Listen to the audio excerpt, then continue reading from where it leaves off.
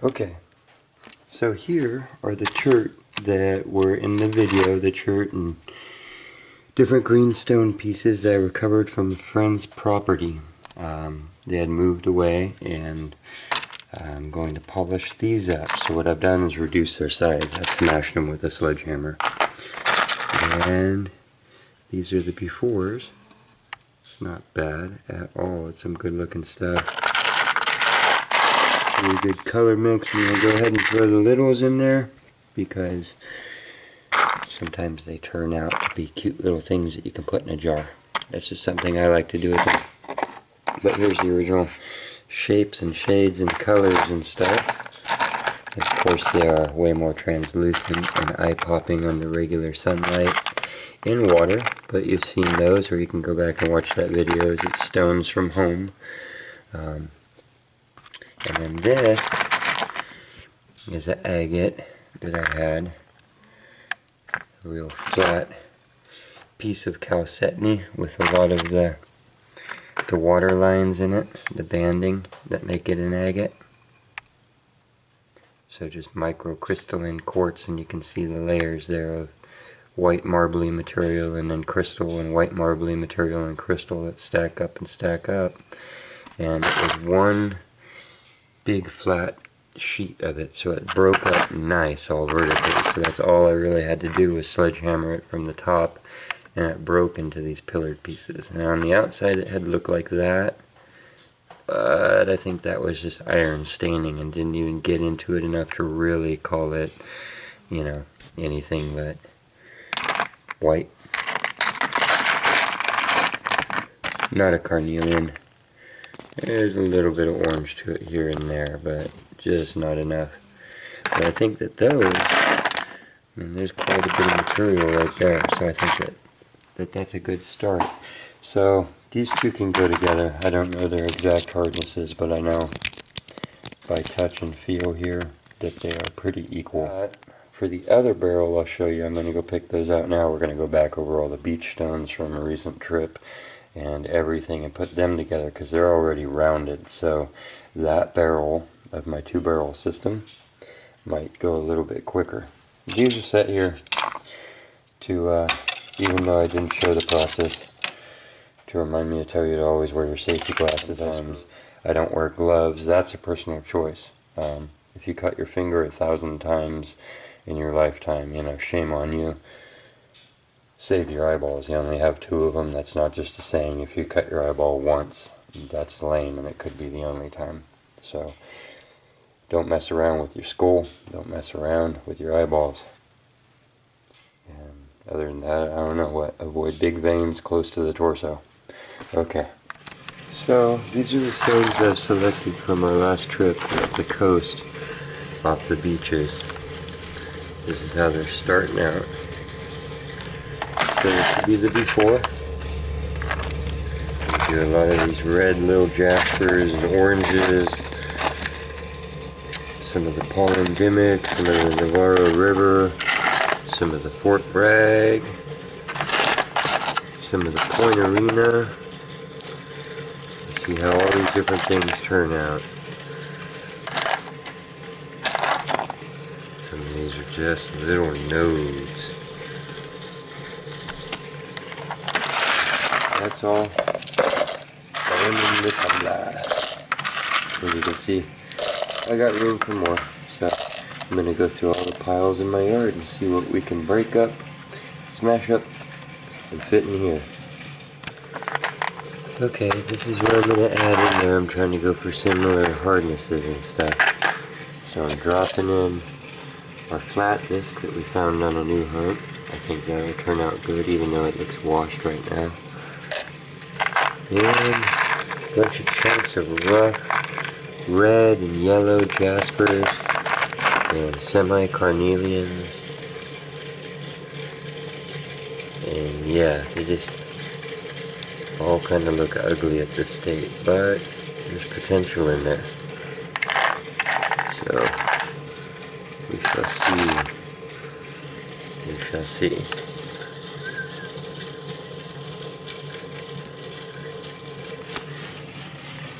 There we go. There's potential.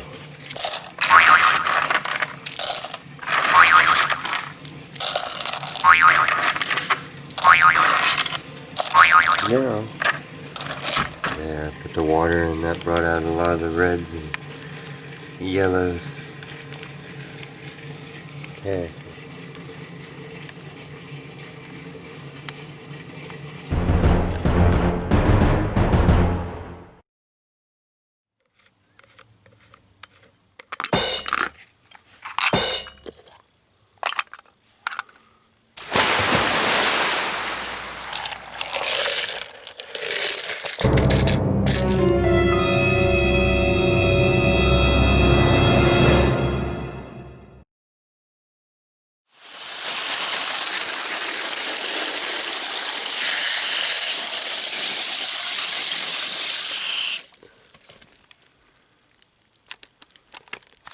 Okay, barrel 2. I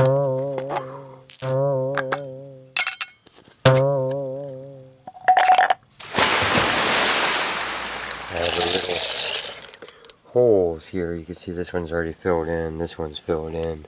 That's why I'm flushing all my stuff, and then it'll get sealed in cement. That's a good way to get rid of anything.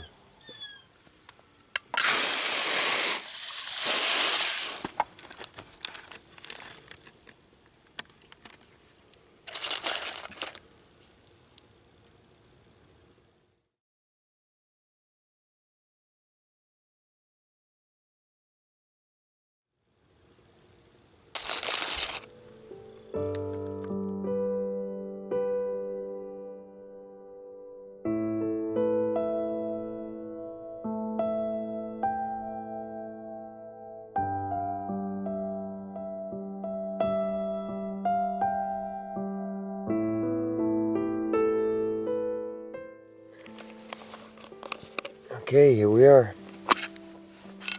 I got the final rinse on these. Let's see what's in barrel 1. Ah, it's our stones from home. So these are pieces of chert and such that we broke from a friend's property, and we're going to send these to them now that they're all cleaned up. So these have gone through all their polishing cycles and then through a burnishing cycle, and this is what we have.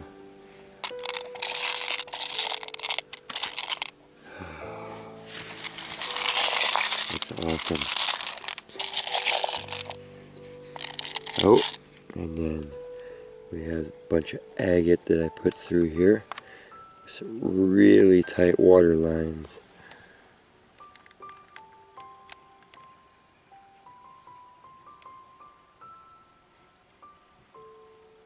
So I will go through and pick out some of the prettiest and give you a show.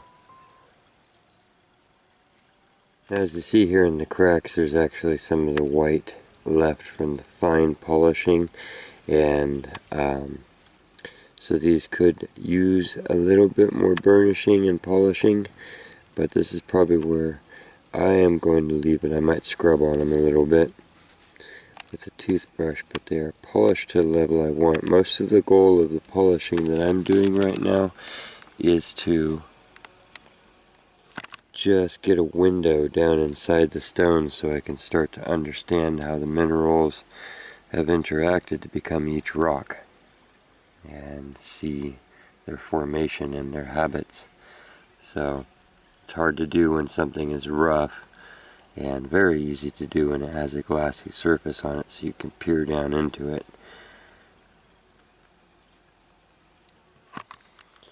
You can see some of these stones actually don't have so many fractures in them, and so they were able to polish up very smooth.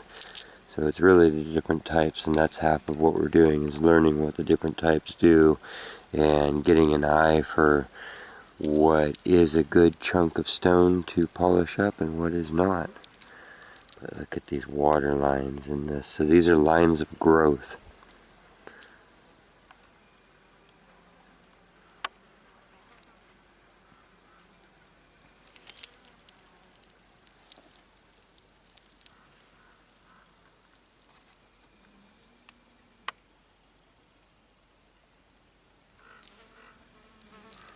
And those are bone dry now, so that's the shine that they got on them. I'm really happy with that. I was really patient. I'm learning to be patient with my stages. Oh, look at that one. It's the perfect necklace piece. It almost looks like a tooth. And you could see the layers of growth probably from where it was in a host rock here all the way through. And this was all one stone. I broke this part apart myself. You can see the before and afters.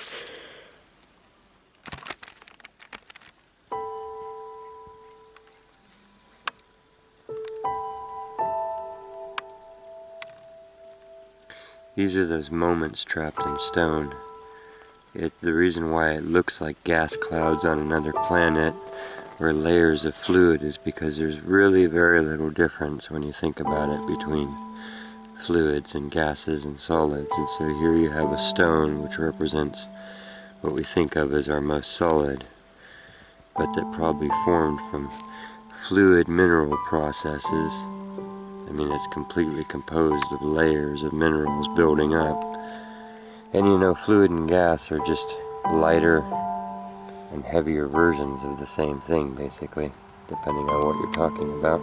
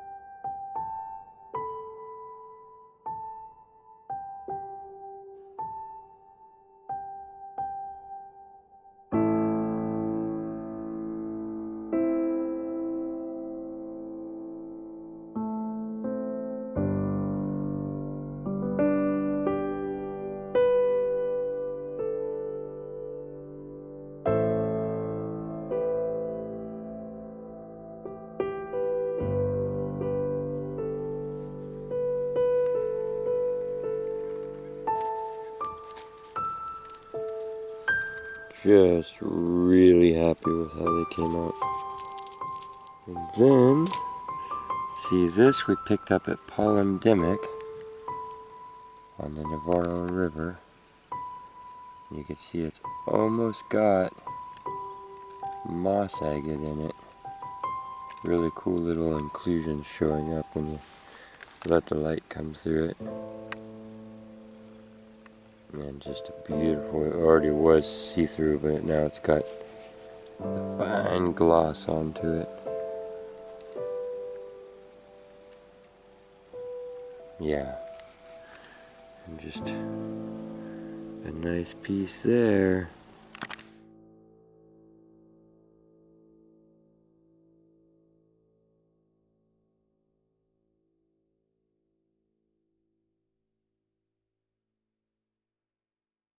Between Fort Bragg area and where the Navarro River comes out.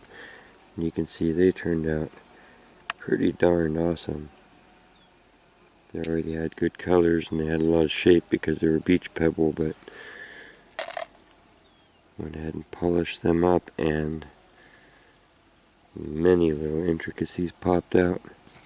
All of these could be buffed down a little bit more, so there's probably even a little bit of soap scum on these still.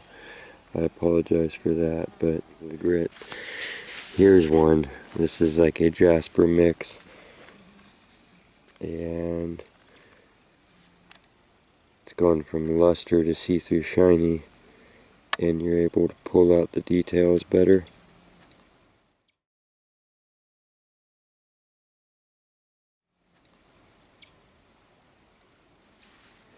it's a beautiful, smooth, good feeling stone. Look at that. These are all different beach pebbles. Dry them out a little bit more. Look how they, look at the windows into them now. This is a red jasper. You can see the quartz veins and stuff running through it. It's one of my favorite things about jasper.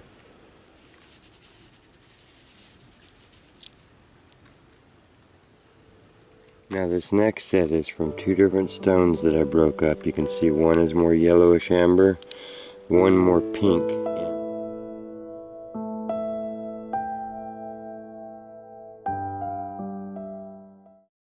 And their see-through areas were not extremely translucent. They are extremely fractured, and a lot of the white polishing dust is still left. But what I was trying to get at in these was to see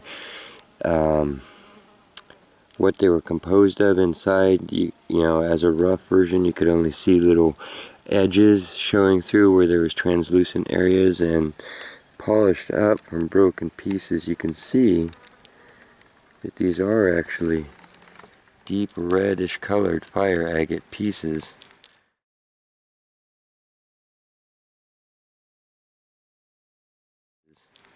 When the light comes through, you can see they're translucent. Now, they're not the biggest things in the world and not the purest things in the world, but whether you want to classify them as a carnelian, if you want to classify them as kind of a type of non-water banded agate, you know, a lot of beautiful colors showing through. And again, some of them completely cloudy, some of them completely milky, some of them only with a few windows in. But way more ability to understand what's inside these stones. With shiny little windows to look inside. Let me hold a couple of these up for you. That one's almost opaque. This one's actually a deep red, but very hard to get the camera to focus on the see-through portions that are the most see-through. Now these might be stones because I'm seeing how much potential they have. I might throw these in there and grind them down to see if I can get any pure cores out of them that don't have fractures. Otherwise, we'll have to appreciate them as they are. I'll probably go check Me Miner's channel again and see if he has any tips on getting that white dust out of the fractures besides just polishing them down past it. Always go back to the pros. Don't be afraid to learn. Yeah, that's at least carnelian. Look at that. So that creek's going back, worth going back to, and trying to, you know, source even bigger pieces with even more clear. That's what I wanted to know. I tell you what, this other barrel, I'm going to put out a video either tomorrow or the next day, and we'll look through that separately because I know this is taking a little bit of time. And you can see the rest of this barrel and that barrel in part 2. I'll keep going here for a little bit, but I want to take time to appreciate the details and do whatever it takes.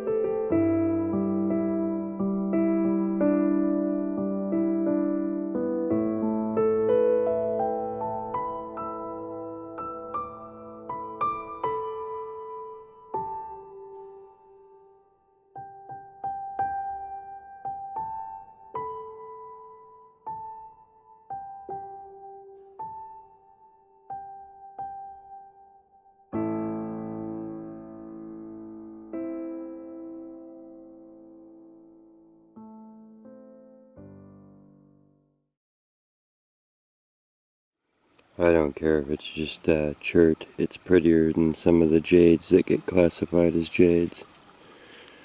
And that is my opinion. And the really fun part about these stones is that they were really rough. They came from mostly field and not creek, and off of a person's property who very much loved nature, rocks, minerals,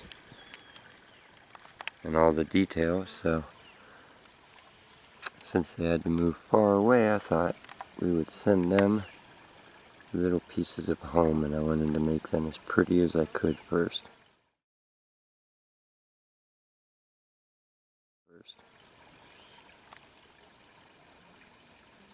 So that's the idea of these. And I think they turned out pretty darn nice. Little pieces of green. We're dealing with angled light now as the day fades on. Probably have to film this other barrel, and they are just beautiful. Get you the full light on them. Oh, even where they're fractured, it's gorgeous. Look at that. And the different mixes.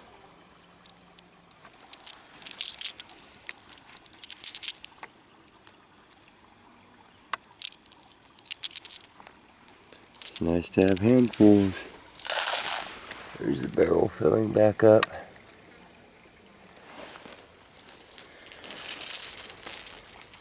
This is one of the creeks that some of these came from, not the green.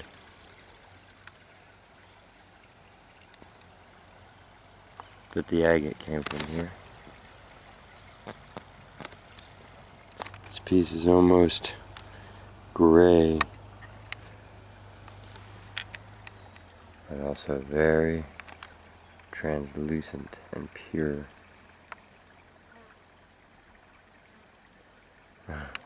Green on a green background in autofocus. It's a tricky thing. You have to be patient and shoot these shots like 3 times. For people who are just starting to film, you know, with autofocus on, whether it's a GoPro or the Sony like I use or whatever, you want to make sure that you don't have things in the background, because they'll be trying to focus on the background. So you want to make sure, see how I'm using my hand or my pants or something, so that's part of the trick. And once you have it in focus, you let off on the background a little bit. And that's how I get the shots where the background is not in focus and the front is, and I'm still using autofocus. So just a little tip there. But doing that and holding it up, that's very hard. It wants to stay focused on the bigger thing in the back. See, there you go. There's a little tip from me to you to help you capture the details. There's a deep green. Gotta look really close at this one to see its intricacies, but it's nice. Okay, I'm gonna have to show you the rest of these next time, but it'll be a nice, fun, easy video. It's just gonna be the rest of these, opening up the other barrel, and some enjoyable tunes. Until then, thanks for coming with me. I really appreciate it in this time of changes on the YouTube platform. Any creators that you want to support, hitting the thumbs up really lets the YouTube and Google algorithms know that these channels are worth keeping around, and sharing the videos so they get out there, and of course subscribing. I appreciate it. You can leave your comments below. Any help with identifying anything or anything you want to tell me, share with the community. Toss it down there. We'll see you next time. Thanks.